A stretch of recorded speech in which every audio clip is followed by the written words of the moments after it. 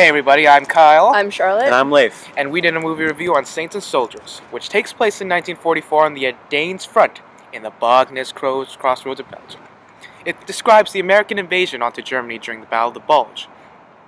The US has recently joined the war and was penetrating through Germany's western front along Britain. The movie starts off with the discovery of many American prisoners of war who were killed during the Malmedy massacre. It then jumps back 3 weeks earlier to when it actually happened. Only 4 soldiers escaped. Deacon, played by Corbin Allred, a sharpshooter with a severe case of shell shock. Gordon Gunderson, a sergeant, played by Peter Holden. Stephen Gould, a medic. And Private Shirl Kendrick. After they escape the massacre, they run into a British flight sergeant, Oberon Winley, played by Kirby Hayborn, whose plane had been shot down by the Germans. Oberon Winley has vital information on an upcoming German attack, so it's up to Deacon, Gordon Gunderson, Stephen Gould, and Shirl Kendrick to keep Winley alive and get his intel to the Americans. Do they succeed? Yes, but many of them die. Only Stephen Gould and Oberon Winley reach safety. Saints and Soldiers has many themes. Guilt is a prevalent theme throughout the movie. Many of the characters experience guilt and change their attitudes as the movie progresses.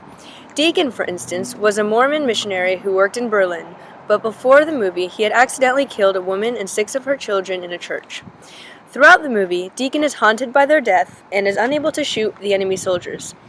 At the beginning of the film, Stephen Gould is very adamant on killing Rudolph, a German soldier the group had captured. After Deacon released Rudolph, he later helped them, saving their lives. This caused him to feel guilt over telling the others to kill Rudolph after they had captured him. Gould also feels guilty at the end of the movie because he was hard on Deacon from the beginning, criticizing his belief system and using the event of Deacon killing the family in the church to get to him.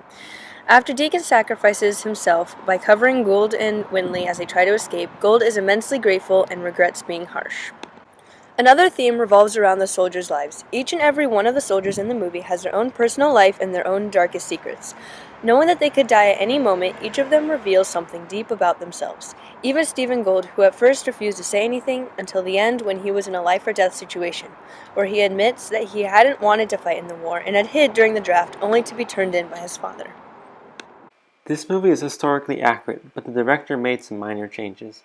On December 17, 1944, 83 Americans died in the Malmedy massacre at the Bognez crossroads in Belgium. Although the movie portrays that only 4 people escaped the massacre, a total of 43 escaped. Some parts of the movie were based off what actually happened. While hiding from the Germans, Allied soldiers hid in a concealed basement while Germans were eating above them.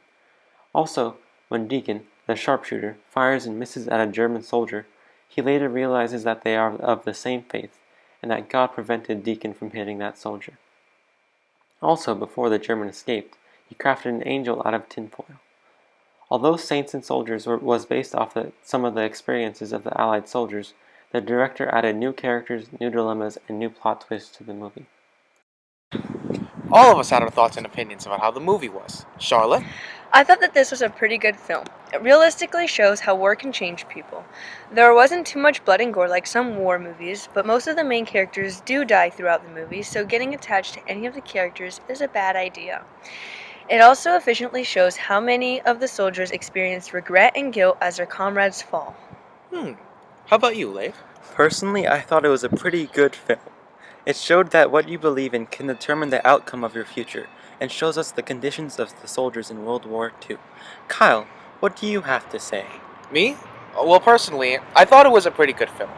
It shows how, even in dire circumstances, like after an entire battalion of troops gets shot down, how the US soldiers can work together and still work to win the war. It was realistic in how many people died in the war. Not all the soldiers in the band of men survived, only 2. But even if they died, the films show how each and every one of the soldiers has their own story and personal life. This movie did not show us much about America's role in the war, but it did show different perspectives of the soldiers fighting it. It showed how most people did not want to join the war, and how it disrupted many lives and families. Deacon was informed that his wife was pregnant a day before the massacre, and Gould hid from the draft so he can pursue his dream of being a doctor.